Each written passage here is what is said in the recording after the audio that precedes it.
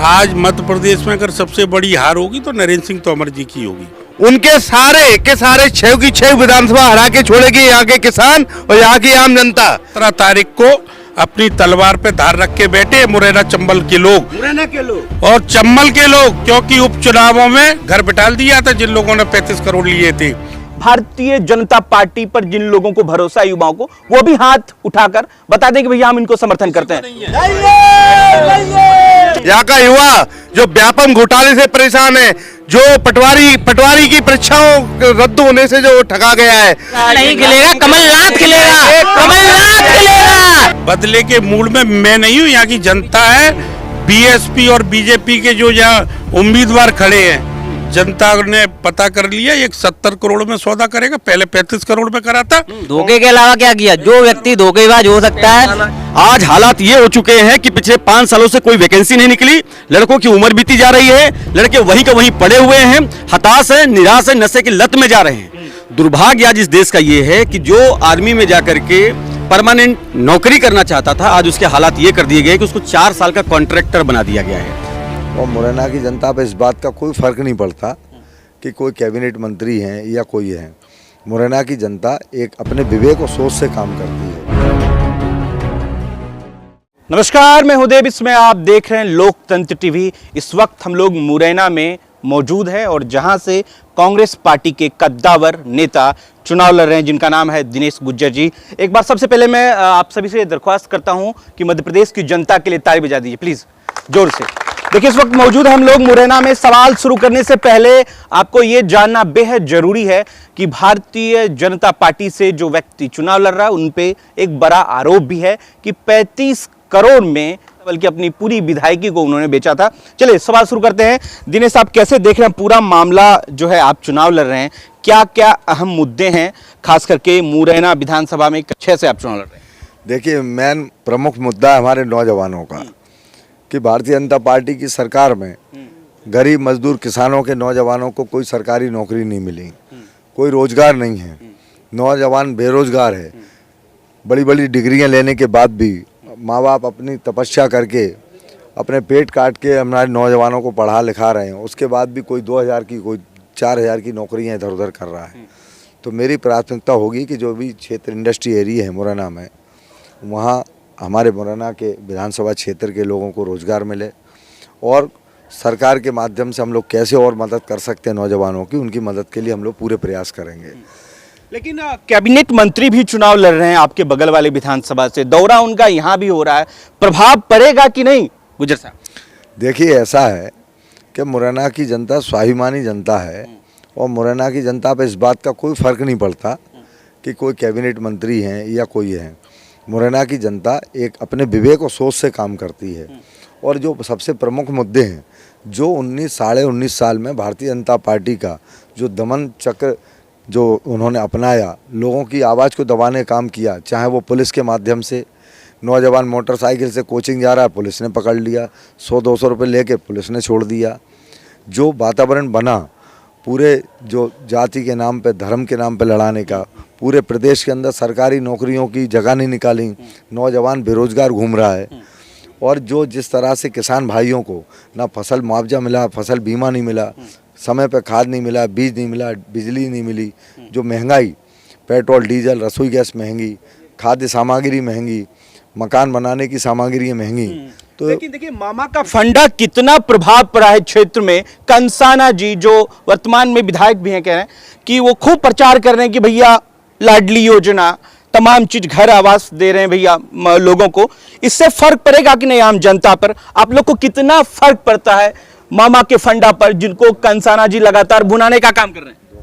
देखिए, ऐसा है कि जैसे मुद्दे, जो असली मुद्दे हैं ना, उन पे है ना। क्या है असली मुद्दे? बेरोजगारी है, महंगाई है, और जो दंगे हैं, और जैसे पुलिस युवाओं के लिए नौकरी नहीं है बिल्कुल। जो सभी भर्तियां वो पेंडिंग में, देख लो, जेल प्रहरी है, एमपी पुलिस है, पटवारी में देखो कितना बड़ा घोटाला हो गया।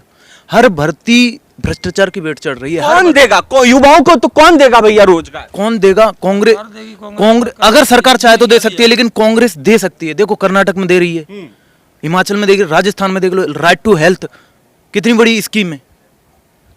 लग रहा है कि सरकार बन रही है मध्य प्रदेश में, कि लहर है। बिल्कुल, इसलिए लहर जो शोषण और जो महंगाई, जो बेरोजगारी, जो काम नहीं ये जिससे परेशान पीड़ित लोग हैं, पूरे किसानों को जो लूटा ठगा गया है, पूरे मध्य प्रदेश के अंदर एक जन आक्रोश आम जनता में है और हम लोग लगभग पूरे क्षेत्र में जा रहे हैं।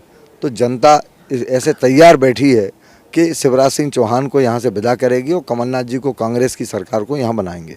मुख्यमंत्री बन रहे कमलनाथ जी, आप ये कह रहे हैं? जी बिल्कुल, कमलनाथ जी मुख्यमंत्री बन रहे हैं। मध्य प्रदेश की जनता का कमलनाथ जी पे विश्वास है, क्योंकि जो 15 महीने की सरकार थी उसमें उन्होंने गौशालाएं बनाई, किसानों कर्जे माफ़ किए और कई ऐसी तमाम योजनाएं चालू की थीं जो गरीब किसान मजदूर के हित में थी, नौजवानों के हित में थी। और सरकार इन्होंने जो ठक्के गिराई और कमलनाथ जी जैसे अनुभवी नेता को इन्होंने सरकार से हटाया, इसका जन आक्रोश मध्य प्रदेश की जनता और नौजवानों में है, किसानों में है। और उसको जनता आज बदला लेने के लिए समय आ गया है भारतीय जनता पार्टी को यहाँ से हराकर कांग्रेस की सरकार बनाने का। और निश्चित तौर पर कांग्रेस की सरकार बनेगी, कमलनाथ जी मुख्यमंत्री बनेंगे। पूरे किसान भाइयों को, आम जनता को 1 रुपये से 25 लाख तक का मुफ्त इलाज दिया जाएगा। आप ये कह रहे हैं? कांग्रेस पार्टी चले कमलनाथ। सवाल जवाब से पहले एक बार फिजिकली हम लोग वोटिंग कर लेते हैं। कांग्रेस पार्टी को वोट करने वाला एक बार अपने हाथ उठाकर समर्थन जाहिर कीजिएगा। एक बार दीपक जी दिखा दीजिए कि जो लोग इस वक्त मौजूद हैं। और इसी बीच एक बार फिर से एक बार वोटिंग करवा लीजिए कि जो भारतीय जनता पार्टी पर जिन लोगों को भरोसा है, युवाओं को, वो भी हाथ उठाकर बता दें कि भैया हम इनको समर्थन करते हैं। चलिए, कितना फीसदी भरोसा है कमलनाथ सरकार पर जो पहले आई थी, अब जो लगातार कह रहे हैं कि सो मेरा ये मानना है कि मुरैना, भिंड और ग्वालियर चंबल संभाग पूरे देश में इसलिए जाना जाता है कि देश में सबसे अधिक सैनिक इसी क्षेत्र से निकलते हैं। हर बच्चा यहाँ पैदा होता है तो उसके माँ बाप उसको यही सपना दिखाते हैं कि तुम्हारे दादा ने यहाँ पर नौकरी की थी, तुम्हारे दादा ने फौज में भर्ती हुए थे, तुम्हें भी फौज में जाना है। और आप मानेंगे नहीं, यहाँ की सड़कों पे सुबह आप देखते हैं तो आलम क्या मिलता है कि बच्चे बनियान और हाफ पैंट में लगातार दौड़ लगा रहे होते हैं कि उनके वो सपने पूरे हो जाएं। दुर्भाग्य आज इस देश का ये है कि जो आर्मी में जाकर के परमानेंट नौकरी करना चाहता था, आज उसके हालात ये कर दिए गए कि उसको 4 साल का कॉन्ट्रैक्टर बना दिया गया है कि 4 साल का वो कॉन्ट्रैक्ट करेगा। 4 साल में बिल्कुल पूरा विरोध है। ग्वालियर चंबल में बिल्कुल विरोध है। इस ग्वालियर चंबल संभाग में नौकरी का सबसे बड़ा सोर्स आर्मी, सीआरपीएफ, सीआईएसएफ और फौज हुआ करती थी। आज हालात ये हो चुके हैं कि पिछले 5 सालों से कोई वैकेंसी नहीं निकली, लड़कों की उम्र बीती जा रही है, लड़के वहीं के वहीं पड़े हुए हैं, हताश है, निराश है, नशे की लत में जा रहे हैं। इससे निजात दिलाने के लिए केवल एक ही विकल्प हो सकता है, जो विकल्प इन्हें रोजगार का रास्ता दिखाए। और मेरा यह मानना है कि 15 महीने की सरकार ने जो आशा की किरण इस प्रदेश को दिखाई थी, अगर वो सत्ता में वापस आएगी तो निश्चित तौर पर ग्वालियर चंबल संभाग के लोगों को उसका सही रास्ता मिलेगा और नौकरी मिलेगी। चलिए, अग्निवीर से जुड़ा मुद्दा एक बार ताली बजा दें इनके लिए, बहुत अच्छी बात इन्होंने कही है।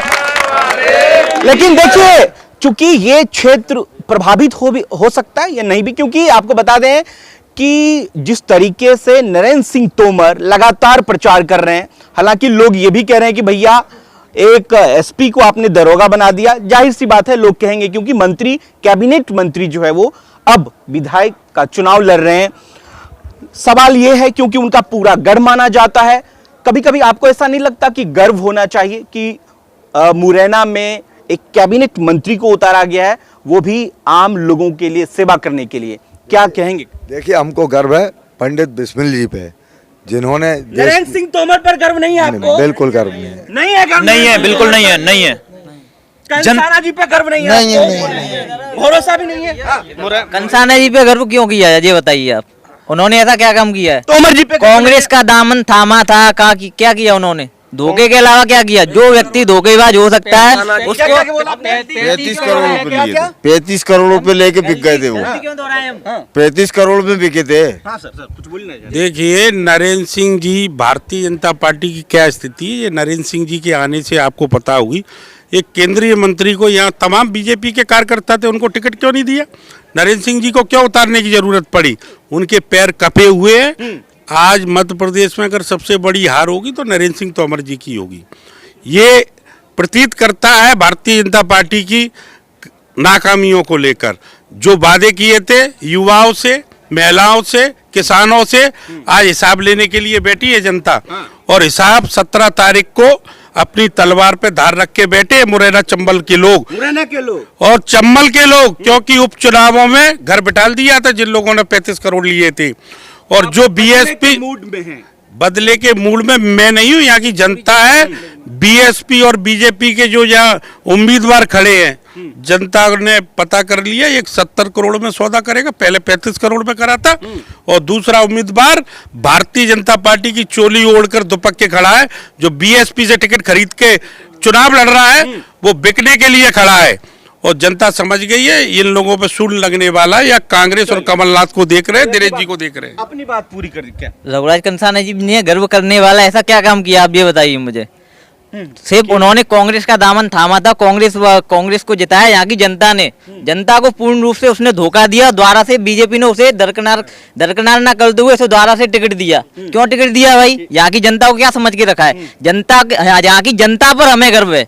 जो जनता यहाँ बदलाव किया था कांग्रेस का, फिर से वही जनता बदलाव करेगी, यहाँ कांग्रेस लेके आएगी। और यहाँ की जनता पे मुझे बहुत गर्व है, जो द्वारा से कांग्रेस का दामन थामेगी और कांग्रेस को भारी बहुमत से विजयी बनाएगी। कमल का खिलना मुश्किल लग रहा है। नहीं खिलेगा, कमलनाथ खिलेगा, कमलनाथ खिलेगा, कमलनाथ खिलेगा, यहाँ कमलनाथ खिलेगा। बड़े दुर्भाग्य की बात है कि हमारे मुरैना से सांसद आदरणीय नरेंद्र सिंह तोमर केंद्रीय मंत्री हैं और कृषि केंद्रीय मंत्री हैं, फिर भी यहाँ के किसानों को तमाम मंडियों में सुबह से लाइन लगानी पड़ती है और खाद के लिए लाठियां मिलती है, लाठियां, और उनको जिनको 10 बैग की जरूरत होती है उनको 1 बैग मिलता है।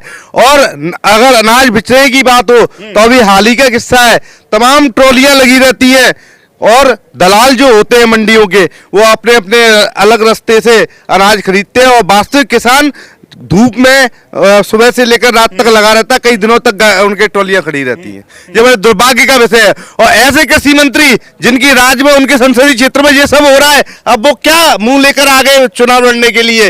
उनको प्रसाद तो कर रहे हैं ना भाई साहब। अरे उनको तो छोड़ो, उनके सारे के सारे 6 की 6 विधानसभा हरा के छोड़ेगी यहाँ के किसान और यहाँ की आम जनता। यहाँ का युवा जो व्यापम घोटाले से परेशान है, जो पटवारी की परीक्षाओं रद्द होने से जो ठगा गया है, जो वन रक्षक की परीक्षाओं की वजह से ठगा गया है, वो युवा आज बदला लेने बैठा है और अपनी पूरी कसर निकाल के छोड़ेगा। इस बार भाजपा को मुंह की खानी पड़ेगी और यहाँ से हमेशा के लिए। कल से कमलनाथ, कल से कमल, कौन खिलेगा भैया? देखिए, मध्य प्रदेश की जनता ने पूरा मूड बना लिया है।